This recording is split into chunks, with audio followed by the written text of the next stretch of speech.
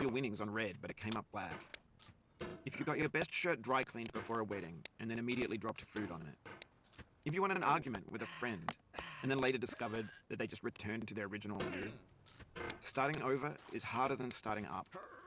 If you're not ready for that, like if you've already had a bad day, then what you're about to go through might be too much. Feel free to go away and come back.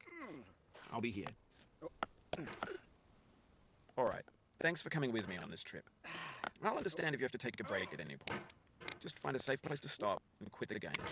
Don't worry, I'll save your progress, always. Even your mistakes. This game is a homage to a free game that came out in 2002, titled Sexy Hiking. The author of that game was Jazuo, a mysterious Czech designer who was known at the time as the father of B games. And B games are rough assemblages of found objects.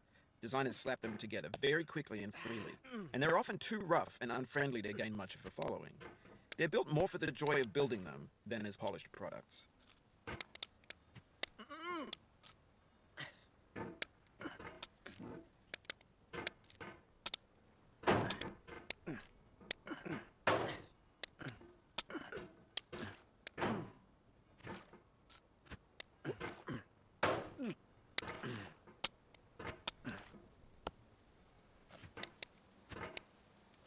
In a certain way, Sexy Hiking is the perfect embodiment of a B game.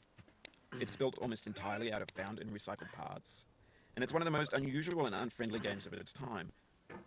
In it, your task is simply to drag yourself up a mountain with a hammer. That act of climbing, in the digital world or in real life, has certain essential properties that give the game its flavor. No amount of forward progress is guaranteed.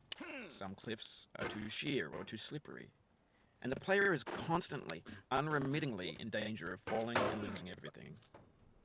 Anyway, when you start Sexy Hiking, you're standing next to this dead tree that blocks the way to the entire rest of the game.